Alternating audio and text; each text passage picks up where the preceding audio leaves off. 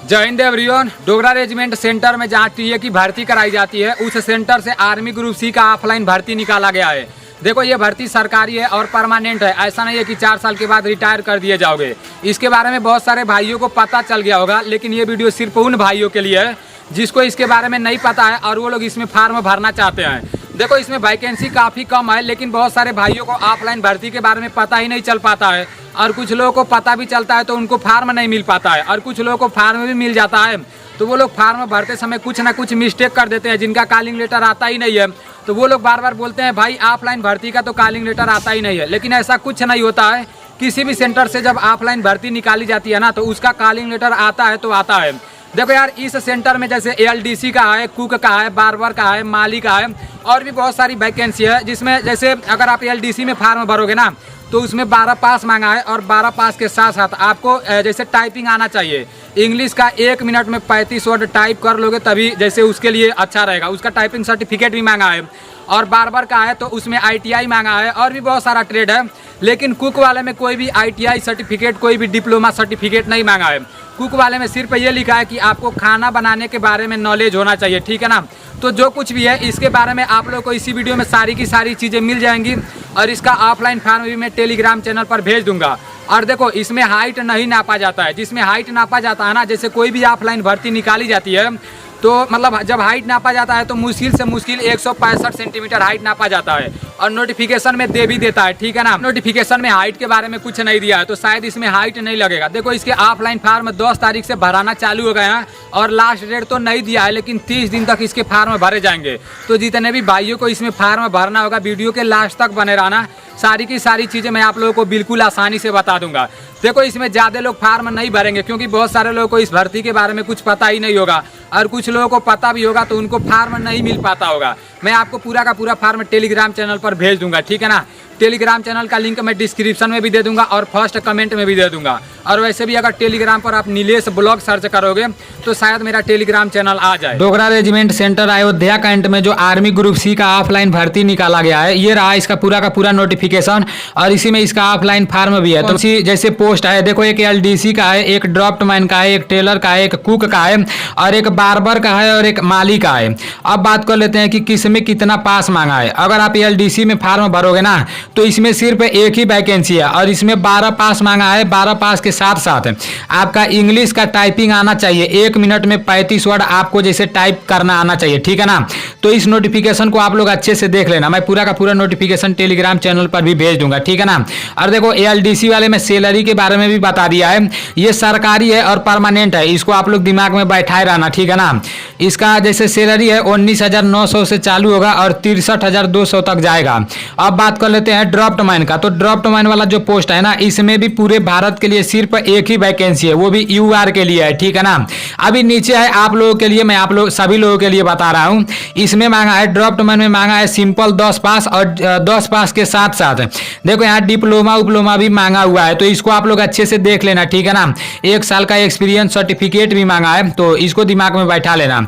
और इसमें सैलरी है 25,500 से चालू होगा और 81,100 तक जाएगा, ठीक है ना।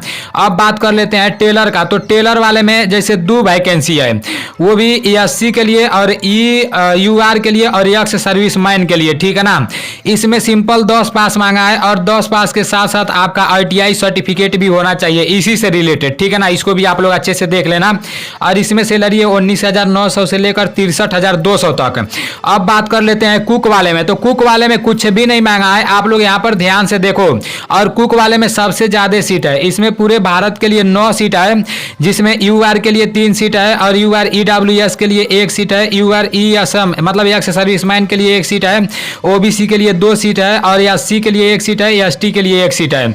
तो ये रहा कुक वाला। और कुक वाले में यहाँ देखो साफ साफ लिखा गया है, मतलब सिंपल 10 पास होना चाहिए और लिखा गया है must have knowledge of Indian cooking, जैसे खाना बनाने के बारे में आपको नॉलेज होना चाहिए, ठीक है ना। और इसका सैलरी 19,900 से चालू होगा और लास्ट 63,200 तक जाएगा। तो ये रहा कुक वाला। अब बात कर लेते हैं बार्बर का। तो बार्बर वाले में सिर्फ 2 वैकेंसी है और उसमें जैसे यूआर के लिए 1 वैकेंसी है, यूआरपीएच के लिए 1 वैकेंसी है इसमें, ठीक है ना। और इसमें दिया है मैट्रिकुलेशन पास। जैसे मैट्रिकुलेशन पास के साथ साथ आपका इसके बारे में 1 साल का एक्सपीरियंस भी होना चाहिए, ठीक है ना। और इसमें सैलरी है आपका 18,000 से लेकर 56,900 तक। अब बात कर लेते हैं माली का। तो माली वाले में भी सिर्फ 1 ही वैकेंसी है, वो भी यूआर के लिए। इसमें भी 10 पास मांगा है और 10 पास के साथ साथ जैसे माली का आपका काम आना चाहिए, ठीक है ना। इसका 1 साल का एक्सपीरियंस सर्टिफिकेट भी मांगा है और इसमें 18,000 से लेकर 56,900 तक सैलरी है। अब बात कर लेते हैं कि जैसे जब भर्ती देखने जाएंगे तो कौन कौन सा डॉक्यूमेंट लेकर जाना है। सबसे पहले तो इसमें ऑफलाइन फॉर्म भरना पड़ेगा, वो तो मैं आप लोगों को पहले भी बता दिया हूँ किस तरह से ऑफलाइन फॉर्म भरा जाता है। अब जो भाई अच्छे से फॉर्म भरता है उसका एडमिट कार्ड आता है, और जो भाई अच्छे से फॉर्म नहीं भर पाता है, अब इसमें लिखा रहेगा कि आपको स्पीड पोस्ट नहीं कराना है, तो आप जाकर स्पीड पोस्ट करा दोगे तो आपका कॉलिंग लेटर एकदम नहीं आएगा, ठीक है ना। जो जिसमें मतलब जो लिखा रहेगा वही पोस्ट आपको कराना है।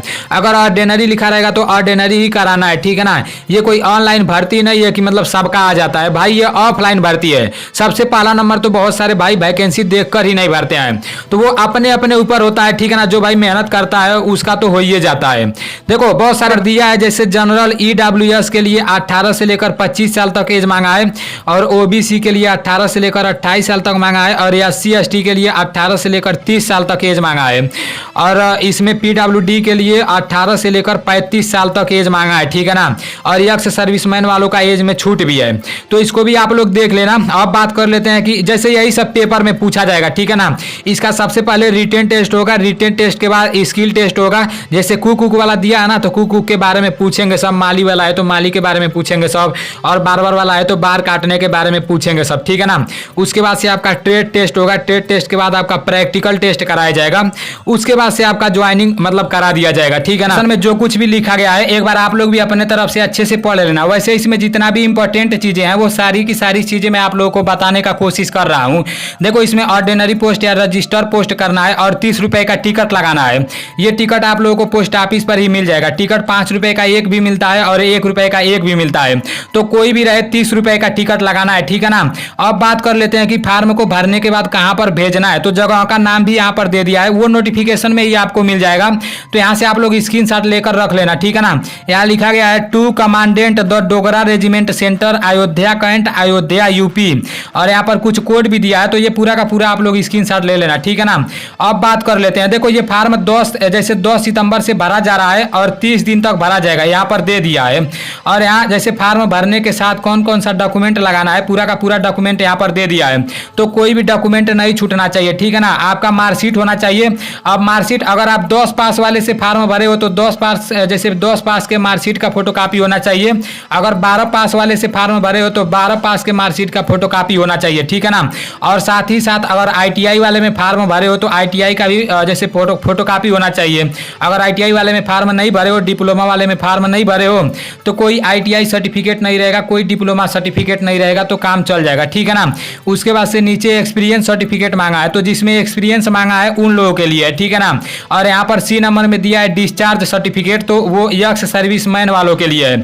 और कास्ट सर्टिफिकेट तो सबका जरूरी है, ठीक है ना, कास्ट सर्टिफिकेट लगाना जरूरी है। उसके बाद से 2 फोटो आपका होना चाहिए, ये तो मैं आप लोगों को पहले ही बता दिया हूँ। फॉर्म भरने के बाद आपको 2 फोटो अंदर डाल देना है, और 30 रुपए का पोस्टल स्टैंप है, ये भी मैं आप लोगों को बता दिया हूँ, ठीक है ना। और ये रहा इसका ऑफलाइन फॉर्म, तो यहाँ से आप लोगों को फॉर्म को निकलवा लेना है, और ये फॉर्म मैं टेलीग्राम चैनल पर भेज दूंगा। ये फॉर्म ज्यादा बड़ा नहीं है, ठीक है ना, बस इतना ही है। और इस फॉर्म को किस तरह से भरना है यूट्यूब पर बहुत सारे लोग बताए होंगे, और आप लोगों को बहुत सारे लोगों को देखने की जरूरत नहीं है। इसमें ज्यादा कुछ नहीं भरना है, ठीक है ना। और देखो इसमें ज्यादा पैसा भी नहीं लगेगा, वही आपका मतलब 100 रुपए के अंदर में ही हो जाएगा। बस आपको मेहनत करना पड़ेगा भाई।